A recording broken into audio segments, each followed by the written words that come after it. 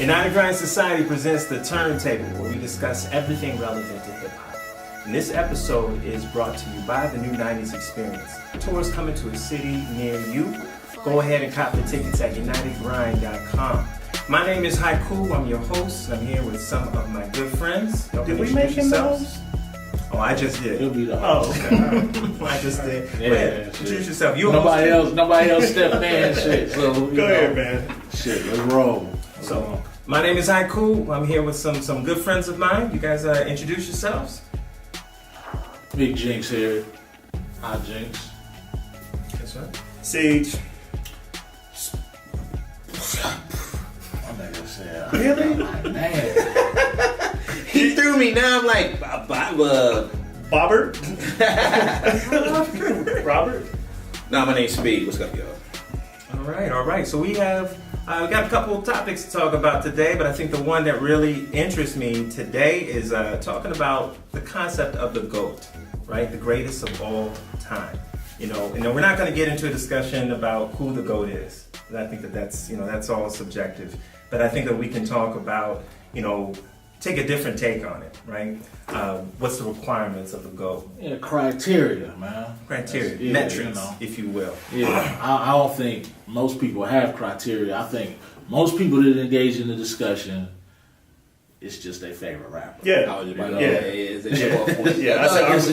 we actually trying to, if you're having a discussion to try to actually get to the bottom of who the GOAT is, there has to be a criteria. Now, like you said, we're not going to talk about who the GOAT is, but if we were, what are the steps you'd have to go through to get to that answer?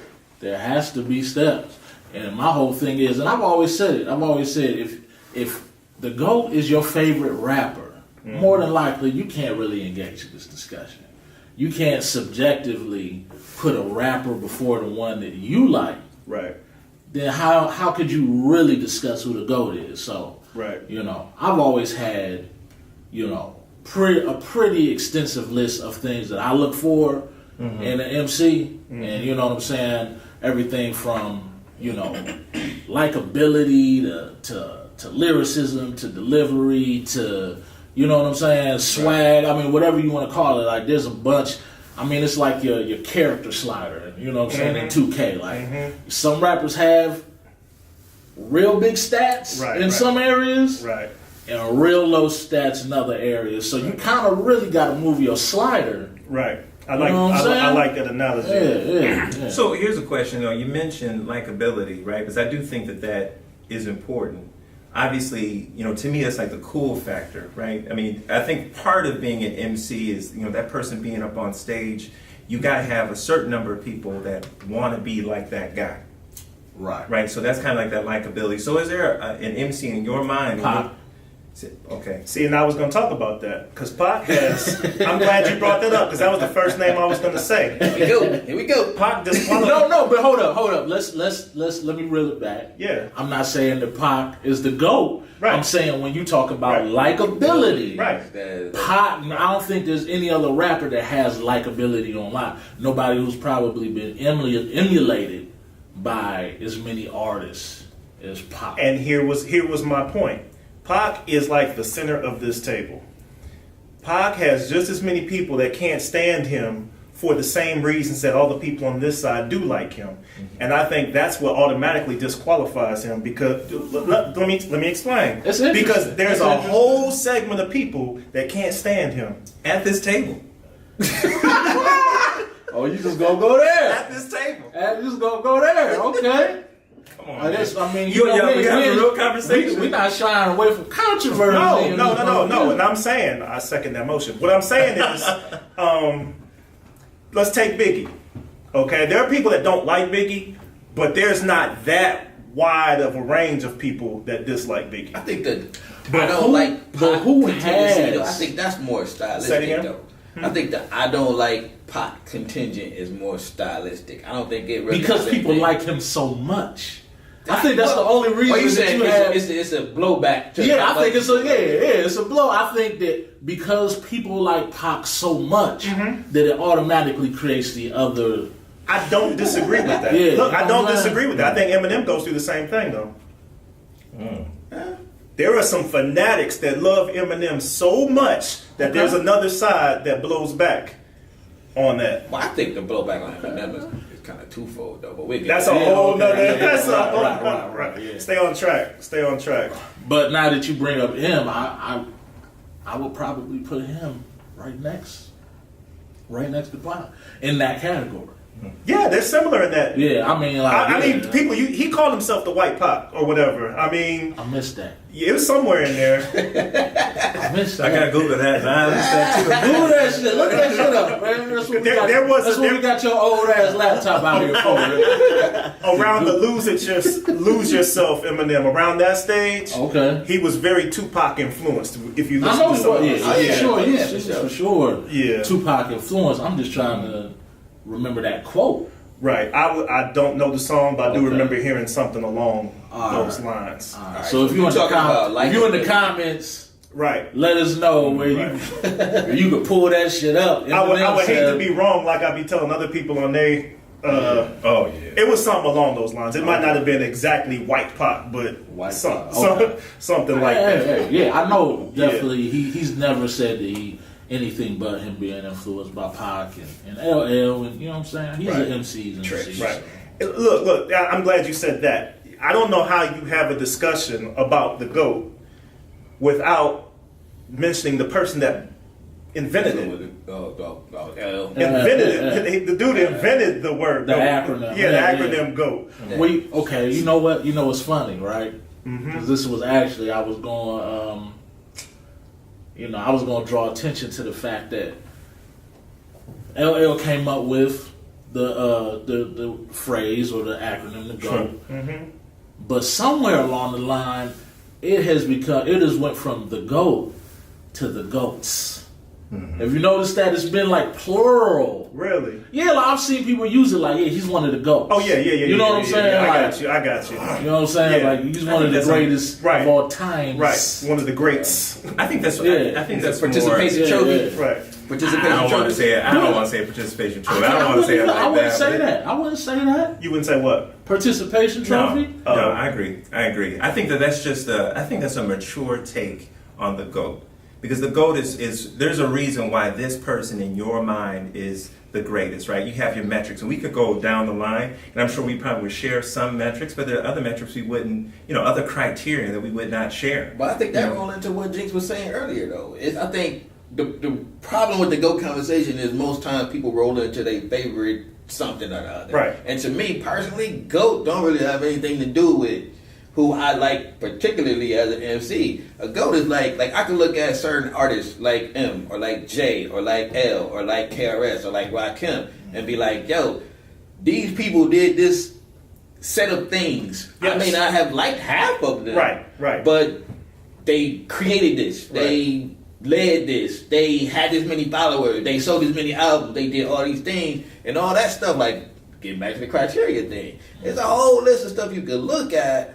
And half of them you might not even like. I think the problem with the GOAT conversation in general is that it usually come back down to, I don't even like that dude. He can't be the GOAT. Right. Yeah, And it's not about that. Exactly. It's not about that. Like, I might not have liked Mike Tyson. You know what I'm saying? But there was no doubt he was knocking people out. You know what I'm saying? Well, you seen that clip of him kind of like boxing that they put out there. Right. So that resurrected that conversation across the internet. But yeah, I feel what you're saying. Yeah. So I mean, off rip, I think records sold, would that be a criteria? Yes. You have It has to be. You have to have sold a certain number of records. And all these motherfucking hip hop aficionados out there that try to act like record sales ain't a part of the shit. I'm not saying that it's the main thing, right? But it's in there. It has to be a part of the criteria. Just going off what speed. Yeah. I could care less how many records you sold. Right. I really could care less. But I do know if I'm having this discussion, that has to be in there. So I think record sales in general kind of roll into a whole bunch of other territories. Yeah, absolutely. So when you're talking about record sales, you're talking about reach, right? Which came from the record sales. Right. You talking about longevity, which came from the record sales. Keep going. You talking about how many fans a person got, which came from the record sales. Yeah. You talking about a whole bunch of stuff impacting the culture. Impacting the culture. Yeah. You know, come from record sales. That person that got 100 million thousand 50-11 record sales, Right. probably also got a little vanity label with a bunch of other people you Right. probably Well, because like. Vanilla Ice got 15 million albums sold, but did he impact the culture? Yes. Did he? Yes. How so?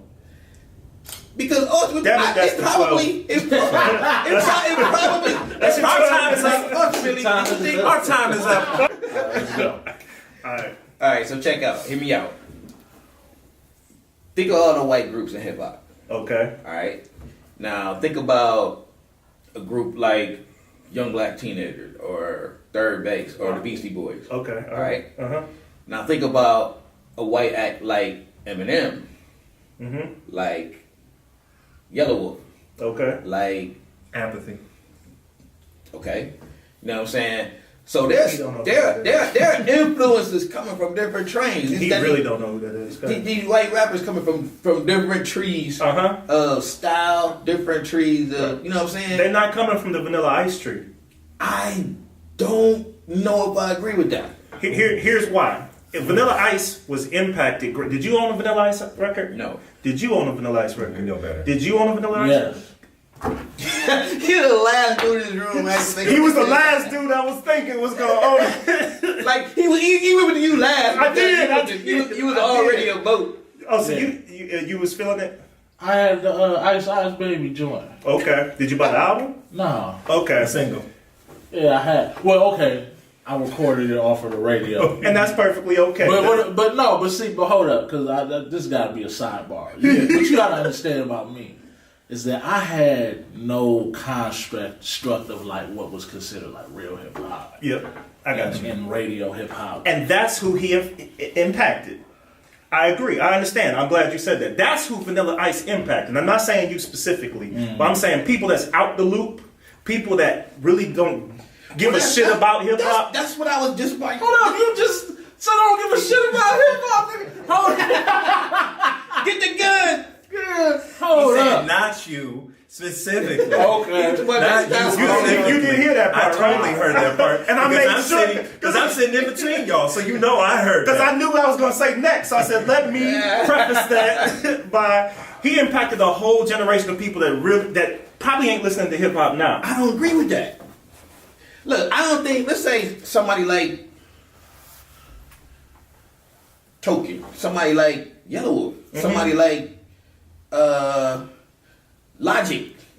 I think them people come more from the strain of that kind of Vanilla Ice lane than they Bro, do that's from a third base nother- kind of We lane. can have a whole episode on that because I disagree completely. But we will. We'll touch on that on another. Like, see, you looking at Vanilla Ice and you saying this dude is not really hip hop. He's a non-hip hop head that's doing hip hop. Hold on, have we And- transitioned to the Yeah, white that's boy what I'm people saying. in That's hip what I hop? said. That's a whole nother. We kind of transitioned to the white boys. in I said hip hop Vanilla market Ice now. and it went away. Well, yeah, I well, we're said- talking about influence, and I'm just saying that just because, you know, you got the big 3 or 4 or 5, everybody wasn't influenced by them like that. Agreed. I think people were, but I don't think anybody can argue, at least not at this table, that in general, if we're talking about impact and what have you, that your Rakims, your LL Cool J's, your Eminems, those guys probably influence a whole lot more people than your Vanilla Ice. Yeah, I'm not saying Vanilla Ice is a big hip hop influence. Sure, I'm just saying that he has an influence. He has an influential reach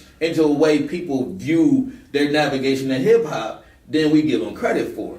I don't. So you think saying his influence stat bar is high? I'm saying that his influence that bar is higher than we give him credit for. Okay, all right. I said, if you listen to Logic talk about hip hop, you are listening to Vanilla Ice. Is what I'm saying. Oh, wow. Really? Yes. Wow. How many times you heard dude say, "I'm not really." I can't wait for that. I wouldn't call myself hip hop. Y'all have heard this dude say that. I don't really call myself hip hop. I'm a dude that raps really good, and I have a lot of fans of all walks. So that's some Vanilla Ice shit. That's the cool thing to say now, too, though. It has a lot of dudes. corny. Yeah. The way Migos go about their business, Cool. same flow. Fucking your boy. I'm not a rapper. Didn't Lil Wayne say that? Somebody said that. And that's the funny thing. Like I'm giving dude credit for that lineage, and he never really actually said that. Post Malone, damn. Post Malone, I had a yeah. brain freeze like a motherfucker. Okay. So all right, so let's you supposed to moderate, nigga. Y'all The got other me stats. thinking. Mind blown. He on Other another stats. Like I can't even believe we just Okay, did we this. need more stats. All right, so we talked about likability. We talk about Record sales. record sales, and influence and impact. But I think we should talk about versatility, and that kind of goes into a conversation that you kind of hinted on a little bit. So, versatility, as far as like being able to do more than one type of genre of song, right? I mean, I think that's a little bit of versatility, but versatility also is style is concerned too, right? Different flow. Style. The crazy thing is, I think versatility is a new era type thing. Because the person that made up GOAT, kinda his career went left when he became versatile.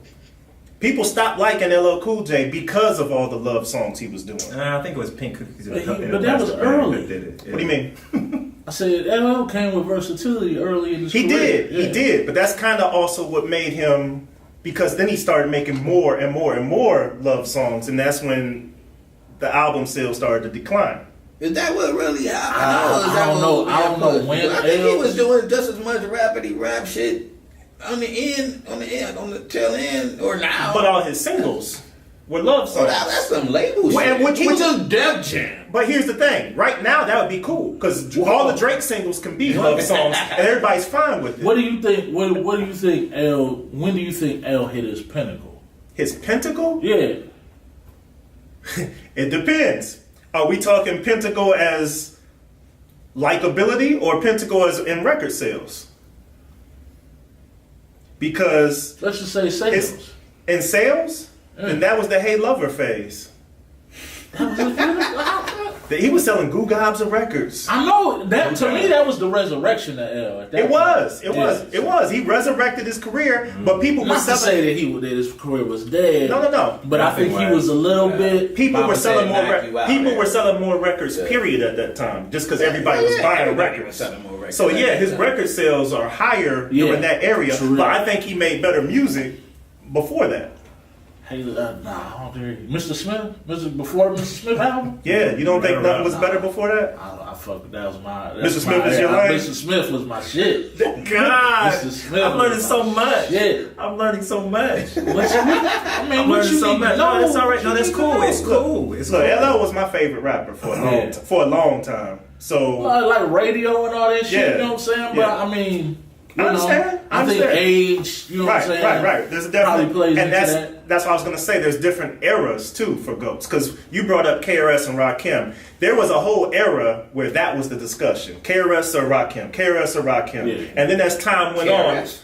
on, time went on. As time went on, well, you should have threw LL in that conversation, but they always said KRS or Rakim. Then as time went on, it became Biggie, Jay-Z, or Nas, and then that era hit, and then. Now you move a little further forward. Yeah. I don't know what people are saying now. So yeah, the Really GOAT kind of- conversation is heavy. I mean, I'll It's say not. this. It's not. I think that between Kendrick, Cole, and Drake right now, Right. you know what I'm saying, this generation, that they kind of They're the heads. well, they are undoubtedly the heads as far as the discussion of GOAT is. Right. But I think between those three, I think they've kind of like separated. move that conversation to the side. Mm-hmm. You know what I'm saying? Which is a great thing. Because, Intentionally, though. Yeah. Yeah. Absolutely. Yeah. Absolutely. Even Cole on what was it? Forest Hills. Mm-hmm. The fuck, I can't remember the song, but he basically, you know what I'm saying, said in the joint that I'm crushing the crown and getting rid of that shit. Like, Right. you know what I'm saying? Like, it's Right. not something that is up for debate. I think Cole wants to be the GOAT. Yeah. I think out of all of them, well, no, let me not say that. Kendrick. Yeah, Kendrick. That's That's what I thought you meant when Yeah. you said Yeah, that. but That's so what I you thought. bring up another point. You bring up those three, and I'm glad that you did. Right. So Kendrick, Drake, and Cole. So you bring those three up, and is it a criteria for you to write your own lyrics, all of your lyrics, if that's the think so. case? How could it not be? No, I agree. But if that's the case, then one of those three guys might not be able to be in that discussion. One of those three guys is going to tell you that he does. Right, and there's a whole lot of other guys that say that They're he saying doesn't. it's something different. In fact, there's a song about it. Want to hear it? Here it goes. So, Like, look, I think, you know what? That's a good point, though. I honestly That's a good think, point. I think where we are, we got 4 MCs at this table. Where we are as artists, it's easy to be like, you gotta write all your lyrics. Mm-hmm. They put you on the road for 200 days in 2019. When are you writing lyrics? We'll see how easy it is for you to feel like. But you you gotta know write all your what? lyrics. But you know what about 2019? Mm. You also, if you're that echelon of artist, you also got a tour bus with a studio in it. Yep. That's a lot different that's than it true. was back in the day. That's very true. You know what I'm saying? So what I was actually going to bring up is the fact that when you look at some of them LL credits and you start looking at, there's a lot of other writers in those credits. Now, of course, that could be anything. That could be the hook. That could be, That's what I was gonna say. Most likely, it was the hook. but there's been rumors about L getting, you know. Oh, what I'm saying? sure later There's been on he rumors did. about I'm sure later on he did. this. I don't believe anybody that sold a million record. I don't believe any of them wrote all their lyrics. No, come on, stop it. None of them. I don't believe Nobody that sold $1 million. You don't I think don't Eminem think wrote Eminem wrote all it. his lyrics? Like Eminem's like one of those cats. I feel like he probably wrote. You don't all think his. Jay wrote all the shit? Huh? You don't think What, Jay-Z think wrote all this stuff? What, think Jay wrote all that shit? Yeah. You don't I think think Nas Jay wrote all this? formulated all of his lyrics. I don't think he came up with all his lyrics. I think he put it all together. I think Jay the type of dude that's clever enough and smart enough to take an idea that you put to him and rearrange it and make it make sense. He's clearly done that with pop lyrics. I think that's okay though. I think that's fine too. Okay. That's what I'm saying. I think The it's point part I'm of the making process. is, My point is, I don't think someone is, said say this. Haiku said, "Can you be the GOAT if you didn't write all of your lyrics?" And I'm saying, Yes. that's an asterisk to that. Right. Well, I think. You know what I'm saying? I think as an artist, I think the voice is an instrument, and I think with the MC, you are actually the instrument that's also responsible for writing the lyrics as well. So you're playing double duty, you know, in a way. So, you know, you got Whitney Houston, who's looked at as being one of the greatest of all times, and she is, but she didn't write a lot of her stuff. It's a different genre. It is a different genre, and you got to keep that in perspective. But as time goes on, this genre of hip hop has changed. You know, this has totally changed now from what it used to be. So now I think that, you know, I think you kind of got to give a little bit of allowances to that. So in closing, where does Black Thought fit in? Oh my god! I knew the cameras went off. That's why I threw that in there. I'm glad that shit. I knew the cameras went My off. take on Black Look at Thought his face, is look at his face. controversial, nigga. Is it? And probably not at this table. Let me hear it. No, let's tape it. I want to hear So that. we run it again. We didn't cover, you know. It is what it is, man. You know, as y'all know, you know what I'm saying, my brother, business partner, former group member, Vice Electric he went baby viral. This is it. Shouts out to Vice first. Baby viral. He had a very interesting post on Instagram. Probably throw up the graphic, but it says, "Where would Jay-Z be without Just Blaze and Kanye West?" That's it. Just where would Jay-Z be? And it was pretty controversial. Why was it controversial? Well, a lot of opinions, obviously, you know, on that. I think it was an open-ended question, which, you know, ultimately is up for interpretation. Like, shit, where do you think Jay would be? You know what I'm saying? I think people interpret it as Jay wouldn't be shit without these dudes. You know what I'm saying? Where I don't think that was what he was saying. Right. He'd be But missing some hits. Definitely be some hits. When I saw it, I did not read into it. I didn't either until I read the comments. When I read the comments, then I realized where this was going. Yeah. You know what I'm Because that's where you're coming from, especially if you like a person with vested interest in that question. Right. You might read something into it. I can get that, but it seemed like it was a lot of fans reading into it too, though. Right. It was a lot of hurt feelings, man. There was certainly a lot of hurt feelings, and I get it. But, you know, we had that conversation before about, you know, about impact when we were talking about the GOAT, and we mentioned eras, right? And how eras played into all of this. I don't know about y'all, but as a producer, right, I see that the production styles have changed a lot over the years, but producers are more out in the open and more like waving the flag, like, "Hey, I did this. This is my beat." Now than they've ever been. True. And so I think because of that, I think people glaze over the fact, or can gloss over the fact, unless you're a person that really knows the know, right? Yeah. That what Ski did and what Bink has done and things like that. You know, I mean, even Just Blaze, like Just Blaze. Yeah. Well, yeah, but let's kind of unpack that, because I think that now producers are doing it because of that era where Just Blaze came into effect. You know what I'm saying? Like, even like for me, like my first instance of like knowing a producer and having a stamp on the track is Primo. Yeah. Without saying it, you knew what a Primo beat was. But even still, it got to the point where if Primo wasn't doing it himself, artists was doing it for Primo, and that is even after Reasonable Doubt. Right. You know what I'm saying? Because which was outside of knowing the sound, yeah. You know what I'm saying? There was no recognition for Primo on the album. Well, hold up, did Jay shout out Primo? I'm sure he did.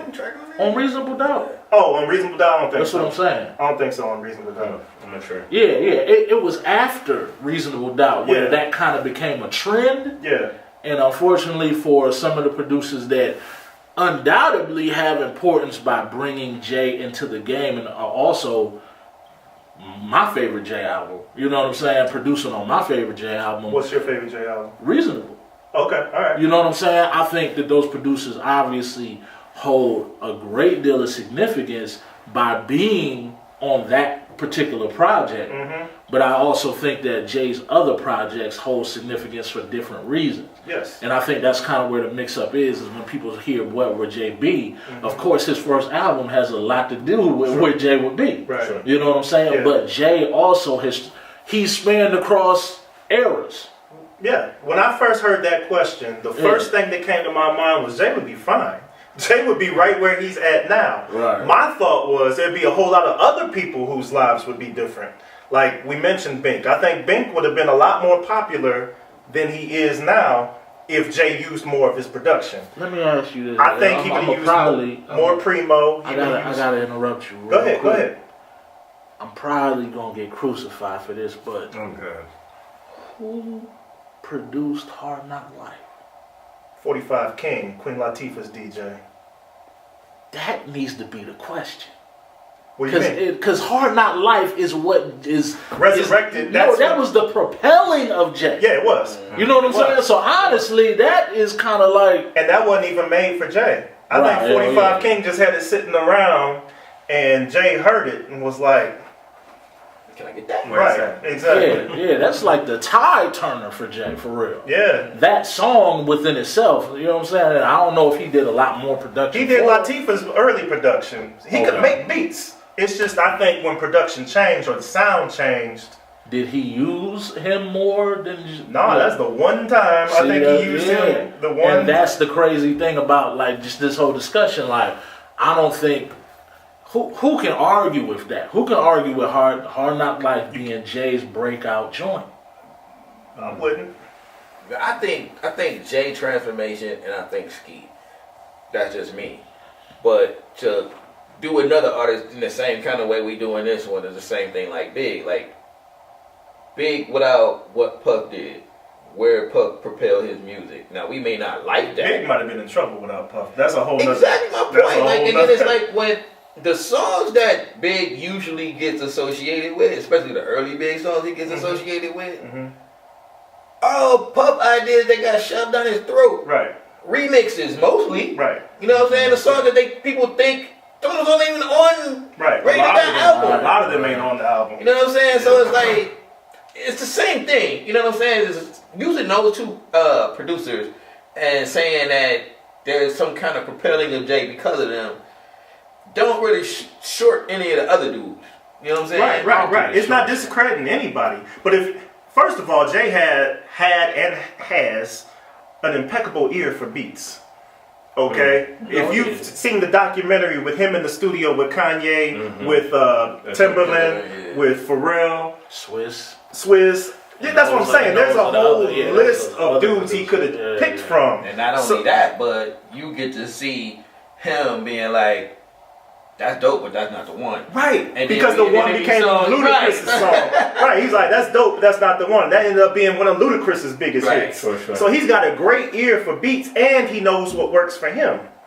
So I'm thinking, if you didn't have Kanye and Just Blaze, he'd have been just fine, but I think some other people would have got elevated, or some people that he was already using would have did more work. Because he always tried to put Primo in there, and there was a pocket where Primo's always been dope, but when he got Primo became mainstream because Christina Aguilera was using them to, and I was like, oh, Prim done made it. Prim was doing what was that one group with Shinoda that used to Fort Minor? Linkin Park.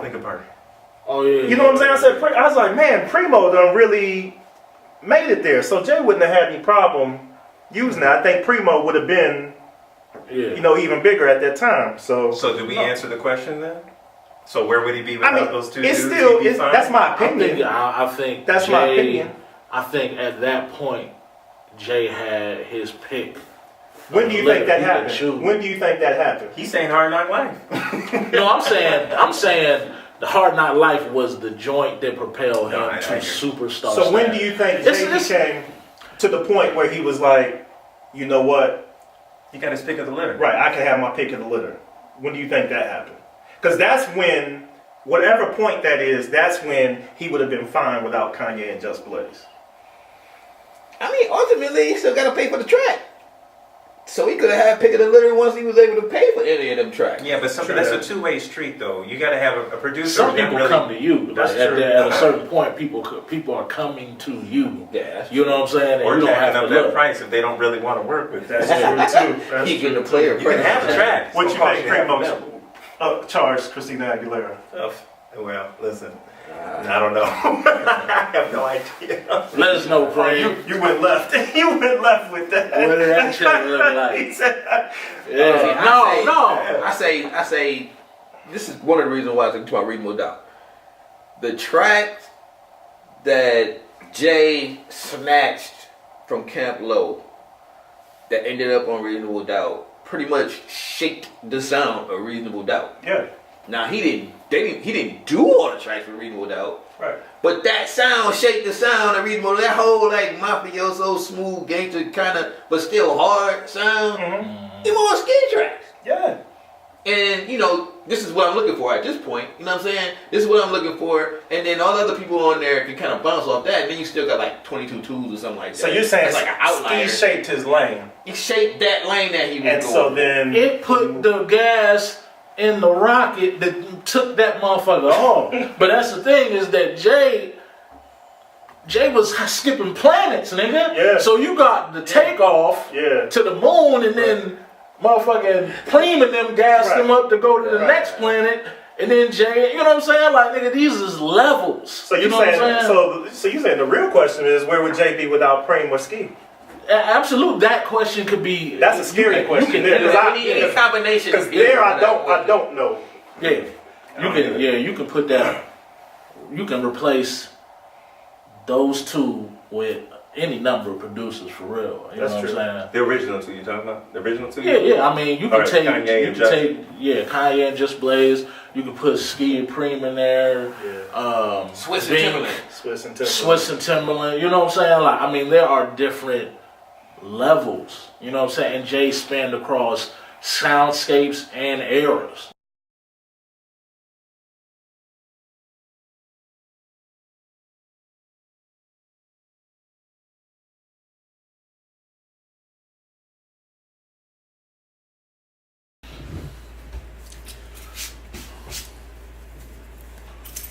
I don't know why I'm moving this shit around like it matters. But yo, what up, family? It's your man's Jinx Most High. Congratulations if you made it to the end of this long ass video. We do appreciate any feedback that we can get. We all amateurs at this YouTube podcast shit.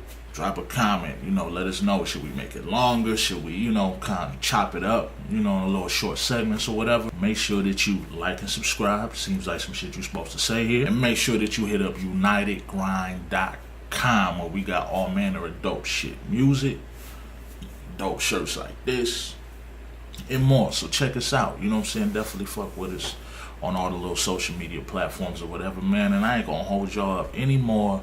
Peace the fuck.